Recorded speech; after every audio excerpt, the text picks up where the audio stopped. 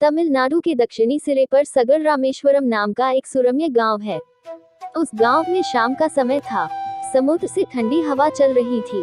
किनारे पर अफलाना मो की हल्की ध्वनि के साथ साथ ऊपर मंडराते पक्षियों की मधुर चहचहाहट भी सुनाई दे रही थी। सगारता में प्रतिदिन रेत में खेलने आने वाले बच्चों में स्वप्न आंखों और लहराते बालों वाला एक लड़का भी था।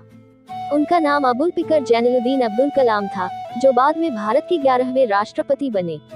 जब अब्दुल सागर तट अपने दोस्तों के साथ समय बिताने गए तो उनका मन आसमान में उड़ते पक्षियों की आवाज की ओर आकर्षित हो गया। जैसे ही वह जहाज के डेक पर बैठे नवजात पक्षी की तरह उड़ने की कोशिश करने लगा, अब्दुल उसे ध्यान से देखने लगा। पक्षी ने अपने पंख फैलाए, हल्के से पंख फड़फड़ाए और ऊंची छलांग लगाई। ऐसा लगा जैसे हवा ने उड़ान के लिए आवश्यक ऊर्जा को खत्म कर दिया हो। पक्षी धीरे धीरे आकाश में ऊंची उड़ान भरने लगा और फिर उसने एक निश्चित रास्ते पर आसानी से गति पकड़ ली। अगर मैं उन खूबसूरत पक्षियों की तरह आकाश में उड़ सकूं, अब्दुल को उड़ने की इच्छा हुई। वर्षों बाद अब्दुल कलाम ने भारत का पहला रॉकेट डिजाइन किया, जो उस लालसा से प्रेरित था जो उन खूबसूरत पक्षियों ने अब्दुल के मन में एक बच्चे के रूप में आकाश में उड़ने के लिए पैदा की थी। उस रॉकेट ने 18 जुलाई 1980 को रोहिणी उपग्रह को सफलतापूर्वक कक्षा में प्रक्षेपित किया। रॉकेट को SLV-3 सैटेलाइट लॉन्च व्हीकल के नाम से जाना जाता है। उस वक्त किसी ने नहीं कहा था कि अब्दुल की जिंदगी में ऐसी घटना घटेगी। अब्दुल का जन्म 15 अक्टूबर 1931 को हुआ था। उस छोटे से गांव की संकरी गलियां चूना पत्थर और ईंट से बने पुरानी शैली के घरों से सजी हुई हैं। ये गांव शिव मंदिर तक है के लिए जाना जाता है। मंदिर के 213 मीटर लंबे गलियारे में दानवीरा की मूर्तियां स्थापित हैं। गांव की मस्जिद गली में स्थित एक पुश्तैनी बंगले को देखने के लिए आजकल देश भर से लोग आते हैं। छोटा सा साधारण बंगला 19वीं सदी के मध्य में बनाया गया था। उस समय बंगले की बाहरी दीवार भूरे रंग से और छत लाल रंग से रंगी हुई थी। बंगले के सामने एक ओसारी है। वहां खाना खाने के बाद परिवार के सभी सदस्य बैठकर बातें करते थे। मुख्य कमरे में फर्नीचर कम है, एक कोठरी और एक बिस्तर। एक कोने में गैप है, इसमें अंग्रेजी और तमिल में लोकप्रिय ग्रंथों का ढेर है। अब्दुल अपने माता पिता और भाई बहनों के साथ उस बंगले में रहता था। वहाँ उनका बचपन सुखपूर्वक बीता। अब्दुल के पिता जैनुलब्दीन पाक इंसान थे।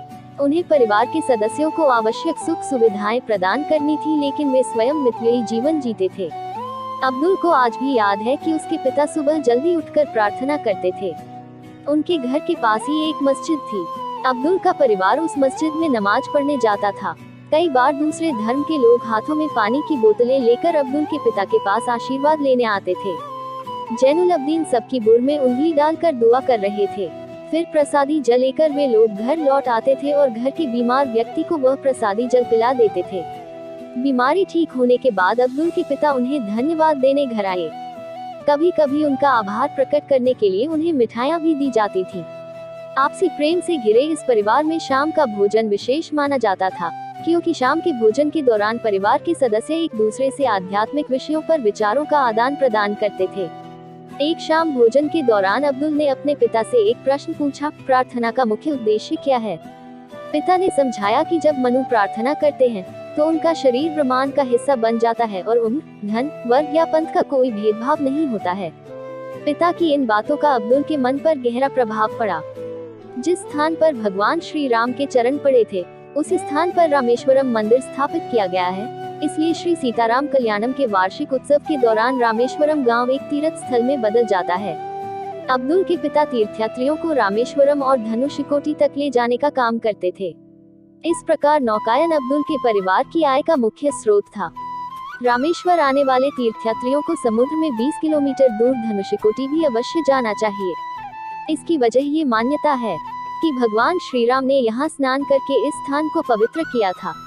महाकाव्य रामायण की कहानी के अनुसार धनुषकोटी और श्रीलंका के बीच अब जो पत्थर हैं, वे उस पुल के अवशेष हैं जिसका उपयोग भगवान श्री राम ने रावण के राज्य लंका जाने के लिए किया था। अब्दुल का परिवार तीर्थयात्रियों को नावों पर ले जाकर अच्छा पैसा कमाता था।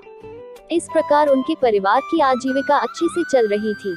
एक बार रामेश्वर मना तट पर विनाशकारी तूफान आया और उनकी नाव पलट गई। एक समय ऐसा आया कि अब्दुल का परिवार अपनी आजीविका के एकमात्र साधन से वंचित हो गया। संकेत के इसी समय युवा अब्दुल के मन में परिवार की आर्थिक मदद करने की इच्छा जगी। उन्हें पता चला कि चूका की गांव वालों में बहुत मांग है। उसने कुछ पैसे कमाने के लिए इमली का गूदा इकट्ठा करने और उसे घर के बगल वाली दुकान में बेचने का फैसला किया।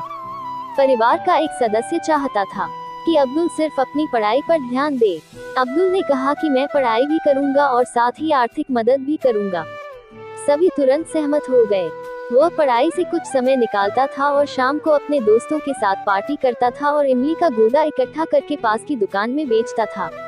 इमली का पेस्ट बेचने के साथ साथ उन्होंने दीनमनी नामक एक लोकप्रिय प्रिंट बेचने में अपने चचेरे भाई शमसुद्दीन की मदद करना शुरू कर दिया। मद्रास चेन्नई से आ रही मुद्रित सामग्री के कुछ पैकेट सुबह सुबह चलती ट्रेन से रामेश्वरम स्टेशन के प्लेटफॉर्म पर फेंक दिए गए। विष्णुधर द्वितीय के समय में ट्रेनें रामेश्वरम स्टेशन पर खड़ी नहीं होती थी, क्योंकि लगभग सभी ट्रेनों को सैन्य परिवहन के लिए ले लिया गया था। ट्रेन से प्रिंट के बंडल प्लेटफॉर्म पर फेंके गए। वह अपने क्षेत्र से चिन्हित बंडलों को एकत्र कर रस्सी पर रखकर शमसुद्दीन को सौंप देता था। इस काम के लिए शमसुद्दीन उसे छोटी रकम देता था। उस समय लोग भारत के स्वतंत्रता संग्राम और विश्व युद्ध के बारे में नवीनतम समाचार जानने के लिए हमेशा उत्सुक रहते थे, इसलिए दिनमनी प्रिंट की भारी मांग थी। इस तरह अब्दुल ने अपनी पहली कमाई की।